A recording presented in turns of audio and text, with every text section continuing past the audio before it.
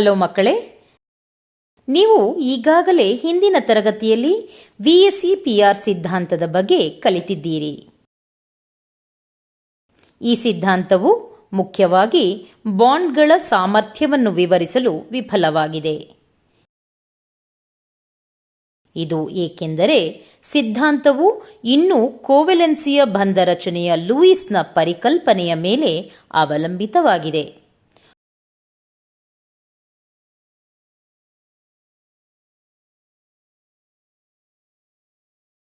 ಕೋವೆಲೆನ್ಸಿಯ ಬಂಧಗಳ electronic ಸ್ವರೂಪದ ಬಗ್ಗೆ ಹೆಚ್ಚುವರಿ ಏನನ್ನೂ ಹೇಳಲು ಸಾಧ್ಯವಾಗಲಿಲ್ಲ.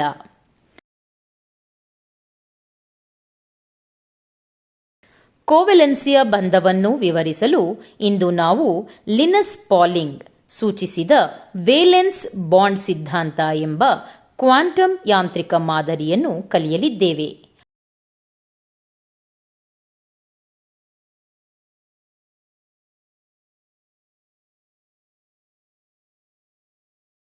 ಪಾಠದೊಂದಿಗೆ ಪ್ರಾರಂಭಿಸೋಣ. ನನ್ನ ಹೆಸರು ಪ್ರಮೀಳಾ. ನೀವು ಕಲಿತಿದ್ದೀರಿ VSEPR ಸಿದ್ಧಾಂತವನ್ನು ಸಿಡ್ಗ್ವಿಕ್ ಮತ್ತು ಪೊವೆಲ್ ಪ್ರಸ್ತಾಪಿಸಿದರು. VSEPRT ಕೋವೆಲೆನ್ಸಿಯ ಬಂಧ ರಚನೆಯಲ್ಲಿ ಪಾಲ್ಗೊಳ್ಳುವ ವೇಲೆನ್ಸಿ ಶೆಲ್ಗಳಲ್ಲಿನ ಎಲೆಕ್ಟ್ರಾನ್ಗಳನ್ನು ಮತ್ತು ಒಂಟಿ ಜೋಡಿಗಳನ್ನು ಪರಸ್ಪರ ಹಿಮ್ಮೆಟ್ಟಿಸುವ ಚಾರ್ಜ್ ಮೋಡಗಳಾಗಿ ಪರಿಗಣಿಸುತ್ತದೆ.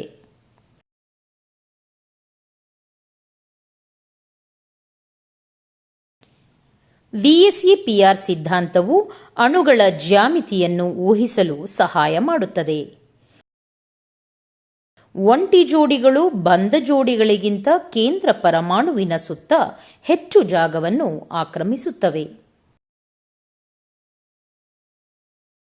VSEPRT ಮುಖ್ಯವಾಗಿ ಬಾಂಡ್ಗಳ ಸಾಮರ್ಥ್ಯವನ್ನು ವಿವರಿಸಲು ವಿಫಲವಾಗಿದೆ. ಕಲಿಕೆಯ ಫಲಿತಾಂಶಗಳು. ಈ ಅಧಿವೇಶನದ ಕೊನೆಯಲ್ಲಿ ನೀವು ಇದರ ಬಗ್ಗೆ ಅರ್ಥ ಮಾಡಿಕೊಳ್ಳಲು ಸಾಧ್ಯವಾಗುತ್ತದೆ. ವೇಲೆನ್ಸ್ ಬಾಂಡ್ ಸಿದ್ಧಾಂತದ ಪೋಸ್ಟುಲೇಟ್ಗಳು, ಸಂಯುಕ್ತದ ರಚನೆ,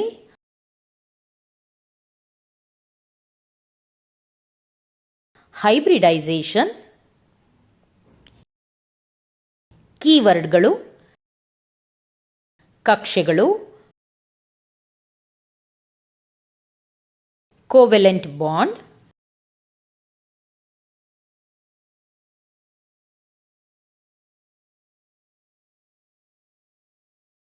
ಎಲೆಕ್ಟ್ರಾನ್ ಬಾಂಡ್ ಜೋಡಿ,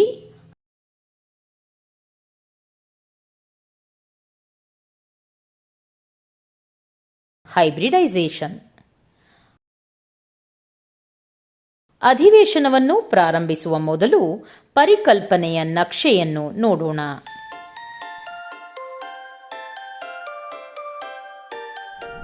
ವ್ಯಾಲೆನ್ಸ್ ಬಾಂಡ್ ಸಿದ್ಧಾಂತದ ಮುಖ್ಯ ಪೋಸ್ಟುಲೇಟ್ಗಳು. 1. ಎರಡು ಪರಮಾಣುಗಳು ಪರಸ್ಪರ ಹತ್ತಿರ ಬಂದಾಗ ಎರಡು ಪರಮಾಣುಗಳ ನಡುವಿನ ಕೋವೆಲೆನ್ಸಿಯ ಬಂಧವು ರೂಪುಗೊಳ್ಳುತ್ತದೆ ಮತ್ತು ಒಂದು ಪರಮಾಣು ಜೋಡಿಯಾಗದ ಎಲೆಕ್ಟ್ರಾನ್ ಅನ್ನು ಹೊಂದಿರುವ ಅದರ ವೇಲೆನ್ಸಿ ಕಕ್ಷೆಯನ್ನು ಅತಿಕ್ರಮಿಸುತ್ತದೆ. ವಿರುದ್ಧ ಸ್ಪಿನ್ನ ಜೋಡಿಯಾಗದ ಎಲೆಕ್ಟ್ರಾನ್ ಅನ್ನು ಹೊಂದಿರುವ ಇತರ ಪರಮಾಣುವಿನ ವೇಲೆನ್ಸಿ ಕಕ್ಷೆ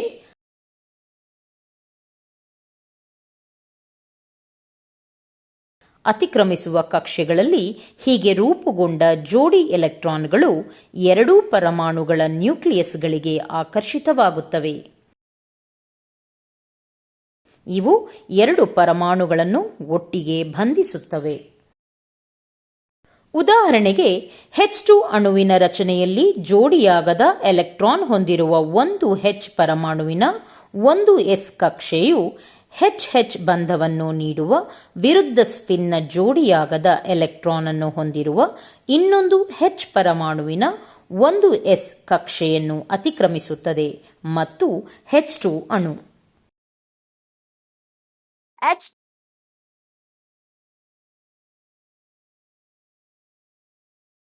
ಎರಡು ಬಂಧವನ್ನು ರೂಪಿಸುವ ಕಕ್ಷೆಗಳ ಅತಿಕ್ರಮಣವು ಹೆಚ್ಚಾದಷ್ಟು ಬಂಧವು ಬಲವಾಗಿರುತ್ತದೆ.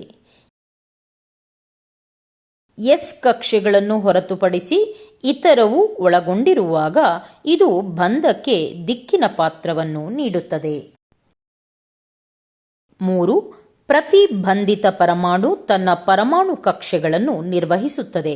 ಆದರೆ ಅತಿಕ್ರಮಿಸುವ ಕಕ್ಷೆಗಳಲ್ಲಿನ ಎಲೆಕ್ಟ್ರಾನ್ ಜೋಡಿಯು ಅತಿಕ್ರಮಿಸುವಿಕೆಯಲ್ಲಿ ಒಳಗೊಂಡಿರುವ ಎರಡೂ ಪರಮಾಣುಗಳಿಂದ ಹಂಚಿಕೊಳ್ಳಲ್ಪಡುತ್ತದೆ. 4. ಎರಡು ಪರಮಾಣುಗಳು ಅವುಗಳ ನಡುವೆ ಬಹುಬಂಧಗಳನ್ನು ರಚಿಸಿದರೆ ಮೊದಲ ಬಂಧವು ಪ್ರಬಲವಾದ ಸಿಗ್ಮಾ ಬಂಧವನ್ನು ನೀಡುವ ಅಂತರ ನ್ಯೂಕ್ಲಿಯರ್ ಅಕ್ಷದ ಉದ್ದಕ್ಕೂ ಕಕ್ಷೆಗಳ ಅತಿಕ್ರಮಣದಿಂದಾಗಿ ಉಂಟಾಗುತ್ತದೆ.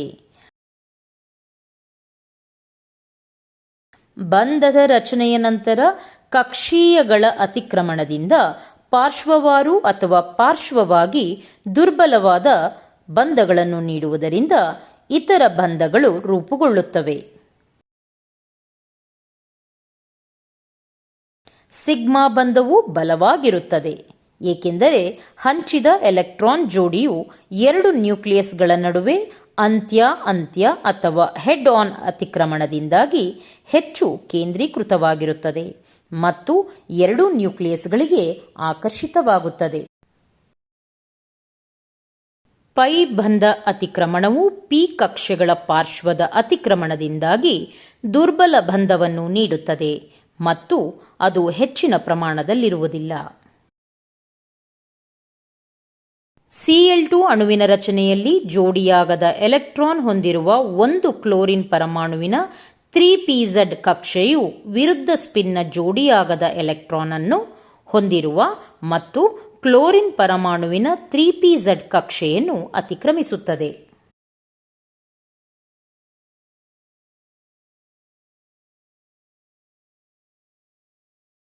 ನಾವು ಒಂದು N ಪರಮಾಣುವಿನ N2 ಅಣುವಿನ px ಕಕ್ಷೆಯ ರಚನೆಯನ್ನು ಪರಿಗಣಿಸಿದರೆ ಇನ್ನೊಂದು N ಪರಮಾಣುವಿನ px ಕಕ್ಷೆಯನ್ನು ಅತಿಕ್ರಮಿಸುತ್ತದೆ.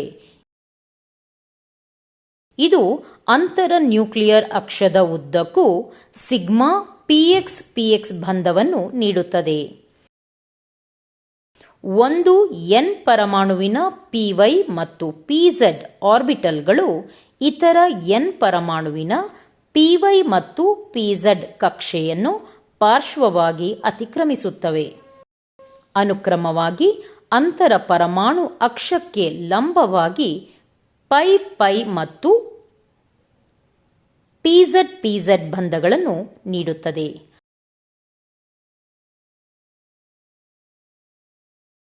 ಆದ್ದರಿಂದ N2 ಅಣುವು ಎರಡು ಸಾರಜನಕ ಪರಮಾಣುಗಳ ನಡುವೆ ಟ್ರಿಪಲ್ ಬಂಧವನ್ನು ಹೊಂದಿದೆ.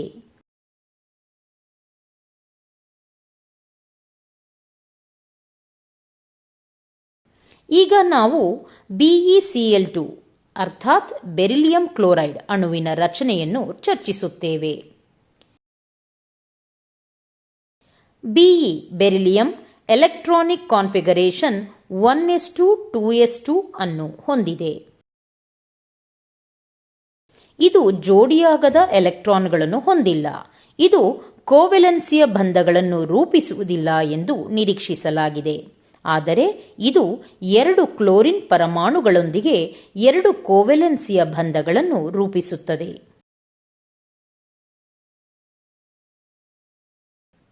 ಇದನ್ನು ವಿವರಿಸಿ ಬೆರಿಲಿಯಂಗೆ ಉತ್ತೇಜಕ ಸ್ಥಿತಿಯನ್ನು ಸೂಚಿಸಲಾಗಿದೆ. ಇದರಲ್ಲಿ 2s ನಿಂದ ಎಲೆಕ್ಟ್ರಾನ್ 2px ಮಟ್ಟಕ್ಕೆ ಬದಲಾಗುತ್ತದೆ.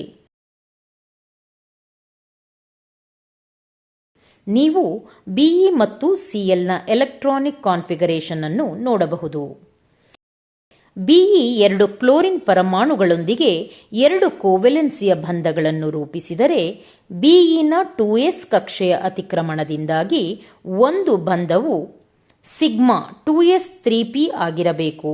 ಒಂದು ಕ್ಲೋರಿನ್ ಪರಮಾಣುವಿನ 3pz ಕಕ್ಷೆ ಮತ್ತು ಇತರ ಕ್ಲೋರಿನ್ ಪರಮಾಣುವಿನ 3p ಕಕ್ಷೆಯ Be ಪರಮಾಣುವಿನ 2px ಕಕ್ಷೆಯ ಅತಿಕ್ರಮಣದಿಂದಾಗಿ ಇತರ ಬಂಧವು ಸಿಗ್ಮಾ 2p 3p ಆಗಿರಬೇಕು.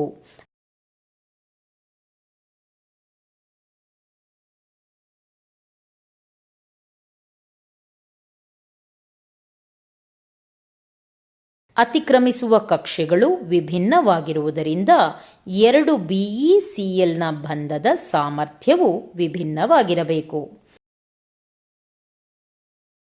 ಆದರೆ ಎರಡೂ ಬಂಧಗಳು ಒಂದೇ ಬಲವನ್ನು ಹೊಂದಿವೆ ಮತ್ತು Cl BeCl 1800 ಆಗಿದೆ. ಈ ರೀತಿಯ ವ್ಯತ್ಯಾಸಗಳನ್ನು ವಿವರಿಸಲು ಪರಮಾಣು ಕಕ್ಷೆಗಳ ಹೈಬ್ರಿಡೈಸೇಷನ್ ಎಂಬ ವಿದ್ಯಮಾನವನ್ನು ಲಿನಸ್ ಪೌಲಿಂಗ್ ಪ್ರಸ್ತಾಪಿಸಿದರು.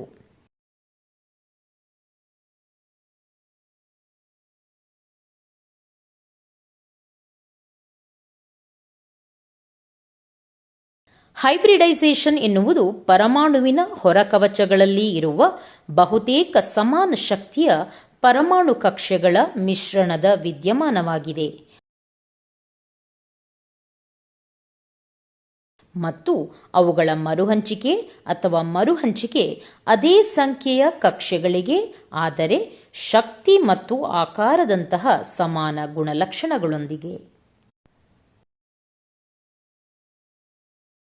Be atom in its excited state 2s orbital ಮತ್ತು 2px ಆರ್ಬಿಟಲ್ಗಳನ್ನು ಹೊಂದಿದ್ದು ಅದು ಜೋಡಿಯಾಗದ ಎಲೆಕ್ಟ್ರಾನ್ಗಳನ್ನು ಎರಡು ಒಂದೇ ಕಕ್ಷೆಗಳಿಗೆ ಮರುಹಂಚಿಕೆ ಮಾಡಲು ಅನುಮತಿಸುತ್ತದೆ.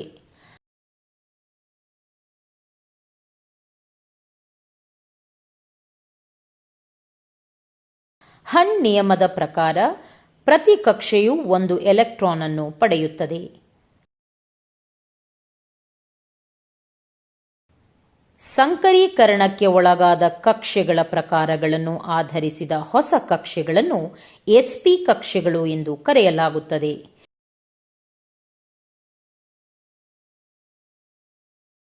Beನ ಎರಡು sp ಆರ್ಬಿಟಲ್ಗಳು 1800 ರಿಂದ ಬೇರ್ಪಟ್ಟಿವೆ. ಈಗ ಪ್ರತಿ ಕ್ಲೋರಿನ್ ಪರಮಾಣು ಅದರ 3pz1 ಕಕ್ಷೆಯೊಂದಿಗೆ ಬರುತ್ತದೆ ಮತ್ತು ಎರಡು ಒಂದೇ BeCl ಬಂಧಗಳನ್ನು ರೂಪಿಸುವ Bಯ sp ಕಕ್ಷೆಗಳೊಂದಿಗೆ ಅತಿಕ್ರಮಿಸುತ್ತದೆ. Cl BeCl is equal to 1800.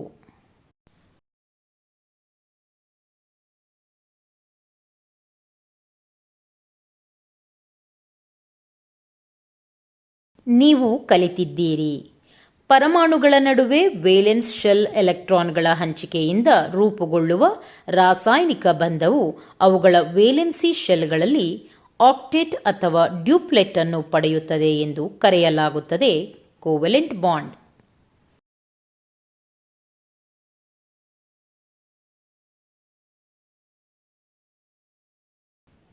ಎರಡು ಪರಮಾಣುಗಳು ಒಂದು ಜೋಡಿ ಎಲೆಕ್ಟ್ರಾನ್ಗಳನ್ನು ಹಂಚಿಕೊಂಡಾಗ ಒಂದೇ ಕೋವೆಲೆನ್ಸಿಯ ಬಂಧವು ರೂಪುಗೊಳ್ಳುತ್ತದೆ.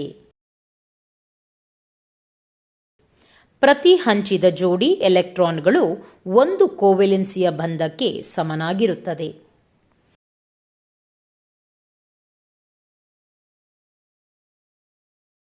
ಕೋವೆಲೆನ್ಸಿಯ ಬಂಧಗಳಲ್ಲಿ ಪರಮಾಣುಗಳ ನಡುವೆ ಎಲೆಕ್ಟ್ರಾನ್ಗಳು ಯಾವಾಗಲೂ ಸಮಾನವಾಗಿ ಹಂಚಿಕೆಯಾಗುವುದಿಲ್ಲ.